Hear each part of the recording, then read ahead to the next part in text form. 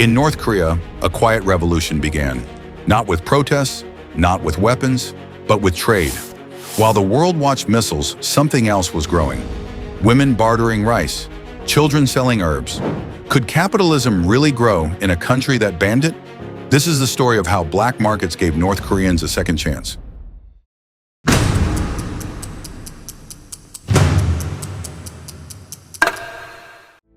The story begins in the 1990s with a catastrophe that no one saw coming. For decades, North Korea had operated as a classic socialist state where the government provided everything: food, clothing, housing, jobs. Citizens worked at assigned positions and received rations through the public distribution system. This arrangement worked reasonably well as long as the Soviet Union kept sending subsidized food and fuel. But when the USSR collapsed in 1991, those shipments stopped overnight. What happened next was a perfect storm of economic collapse and natural disaster.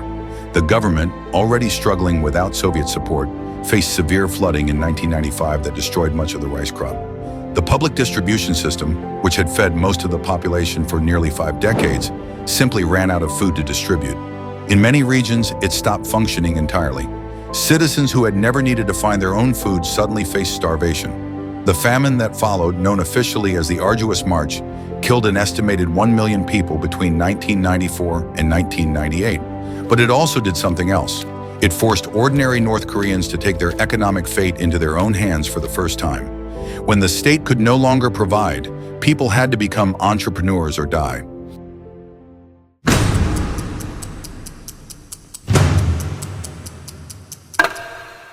The word Jangmadang literally means market ground, but it represents something much more significant: the birthplace of North Korean capitalism. These markets began spontaneously during the famine when people started trading whatever they could find. Women would forage for edible plants in the mountains and sell them to neighbors. Families would trade family heirlooms for corn. Someone who managed to grow extra vegetables would set up a small stall. Initially, these markets operated completely outside the law. Police would regularly raid them, confiscating goods and arresting traders. But as the famine worsened and more people became dependent on trading to survive, the government faced an impossible choice: shut down the markets and watch more people starve, or allow them to continue operating illegally. The markets won. By 2003, the government officially legalized Jangmadang, though with heavy restrictions. This legitimization marked a crucial turning point. The state was essentially admitting that it could no longer provide for its people and that private markets were necessary for survival. Today, around 400 Jangmadang operate across North Korea. Each market serves an average of 10,000 customers daily, and approximately 72% of North Koreans now get most of their income from market activities rather than state jobs. This represents one of the most dramatic economic transformations in modern history. A communist country where the private sector has quietly become larger than the public sector. One of the most surprising aspects of North Korea's market revolution is who led it: women. In traditional North Korean society, men were supposed to be the breadwinners while women managed households. But the economic collapse changed this dynamic completely. Men were still required to show up at their state jobs, even when those jobs paid nothing. Women, facing fewer workplace obligations, became free to trade in the markets. This freedom transformed women into the dominant economic force in North Korea. Women now earn approximately 70% of household income in the country. They have become the backbone of the Jangmadang, working as vendors, wholesalers, and money changers. Many have accumulated significant wealth and now hire other people to work for them, creating what economists call the Donju class, literally meaning masters of money. The rise of economically powerful women has created subtle but significant social changes. In a society built on rigid hierarchy and male authority, successful female traders have gained influence that extends beyond economics. They make family decisions about education, housing, and even migration. Some have used their wealth to bribe officials and protect their businesses, creating networks of economic and political influence that exist parallel to the official power structure.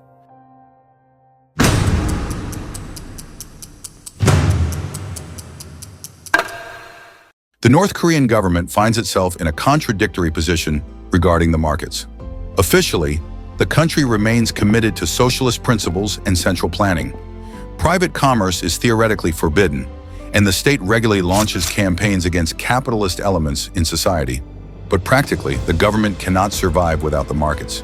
The Zhangmadang provides several crucial functions that the state cannot. They supply food that keeps people from starving, they generate tax revenue through stall fees and bribes, and they absorb unemployment that would otherwise create social unrest. When the government has attempted serious crackdowns on market activity, public opposition has been so strong that authorities have backed down within months. This creates a strange dance between market participants and government officials. Traders regularly pay bribes to operate, but they understand these payments as a form of unofficial taxation rather than corruption. Officials extract money from successful merchants while tolerating their activities. Both sides understand that they need each other to maintain the system. Recent years have seen this tension increase. Kim Jong-un has launched several campaigns to reassert state control over the economy, including attempts to ban foreign currency use and restrict private hiring. But enforcement remains inconsistent, and many of these measures have been quietly abandoned when they proved unworkable. One of the most sophisticated aspects of North Korea's shadow economy is its informal banking system. Because the official banking system is unreliable and closely monitored, a parallel financial network has emerged to serve market participants. Underground bankers, known as doljangs, provide services that formal banks cannot. Currency exchange, money transfers, and business loans. They operate through personal networks built on trust and reputation.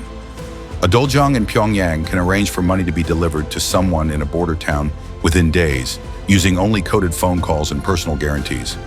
Interest rates in this informal system have stabilized around 5 to 10% per month, down from much higher rates in the early 2000s. This decrease reflects the maturation of the informal financial system and the growing sophistication of underground bankers. Many doljangs now operate what are essentially small investment banks, pooling money from multiple sources to fund larger business ventures. The underground banking system also facilitates international trade. North Korean traders use doljangs to convert Chinese yuan earned from exports into North Korean won for domestic purchases.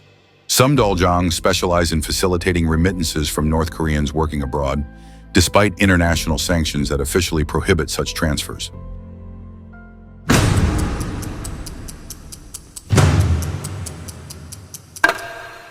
The goods available in North Korean markets would surprise many outsiders. While food remains the most important category, Zhangmadang now sell everything from smuggled smartphones to luxury cosmetics. The variety and quality of products has improved dramatically over the past 2 decades. Food and agriculture remain the foundation of most markets, representing both the highest volume and lowest risk trading category. Rice, corn, vegetables, and meat are openly sold with minimal government interference. Many of these products come from private plots that farmers are allowed to cultivate alongside collective farming. Consumer electronics represent a more complex category. Smartphones, laptops, and tablets are widely available despite official restrictions and international sanctions. Most of these devices are smuggled from China through elaborate networks that involve border guards, customs officials, and professional smugglers. The markup on electronic goods can be enormous, making them attractive despite the higher risks. The most dangerous categories involve information and luxury goods. USB drives containing South Korean dramas or Hollywood movies are traded secretly, often changing hands multiple times before reaching consumers. Luxury items like designer handbags or expensive watches require extensive bribery networks to move safely, making them available mainly to the wealthiest traders. The most lucrative and dangerous aspect of North Korea's black markets involves international smuggling. Despite heavy sanctions and border fortifications, goods flow regularly between North Korea and China through networks that have evolved remarkable sophistication. These smuggling operations typically involve multiple layers of participants: North Korean traders who arrange exports, Chinese buyers who purchase goods, professional smugglers who transport materials across the border, and officials on both sides who accept bribes to look the other way. The networks use various techniques to avoid detection: ship-to-ship transfers on the Yellow Sea, nighttime crossings of frozen rivers, and elaborate shell company arrangements that disguise the origin of goods. North Korea primarily exports raw materials through these networks: coal, iron ore, zinc, and other minerals that are technically prohibited under international sanctions. These materials are often processed or mixed with legal goods in China before being sold to global markets, making their origin difficult to trace. In the opposite direction, smugglers bring consumer goods, electronics, and luxury items into North Korea. Much of the profit in these operations comes from the enormous price differences between Chinese and North Korean markets. A smartphone that costs $200 in China might sell for $800 in Pyongyang, providing substantial margins even after paying bribes and smuggling fees.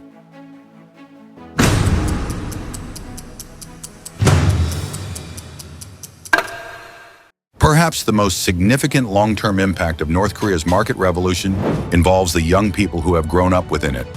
Researchers call them the Yangmadang generation, North Koreans now in their 20s and 30s who have never experienced the old socialist system and learned about markets from childhood. This generation thinks differently about economics, authority, and the future. Unlike their parents, who were raised to depend on the state for everything, young North Koreans understand that individual initiative determines survival. They are comfortable with concepts like profit, competition, and entrepreneurship that were foreign to previous generations. The Jangmadang generation also has different relationships with information and the outside world. Because market activities require staying informed about prices, trends, and opportunities, many young traders actively seek news and information from foreign sources. They watch smuggled movies, listen to foreign radio broadcasts, and communicate with relatives in China to gather market intelligence. These information networks have political implications that extend beyond economics. Young North Koreans who trade in markets often know more about conditions in China and South Korea than official media admits. They understand that life outside North Korea can be materially better, which undermines government propaganda about the superiority of the North Korean system. The spread of mobile phones and computers has created new possibilities for North Korean markets. While internet access remains extremely limited, domestic networks allow for text messaging and basic digital communications that facilitate trading. Some market participants now use mobile phones to coordinate deliveries, check prices across different locations, and arrange meetings with suppliers. Digital payment systems have emerged for some transactions, though cash remains dominant due to trust issues and government monitoring concerns. The underground information market has also become increasingly digital. Rather than physically smuggling books or magazines, traders now move information on USB drives, memory cards, and hidden partitions of legitimate electronics. A single USB drive can contain hundreds of hours of foreign entertainment, news programs, or educational content, making information trafficking more efficient and profitable than ever before.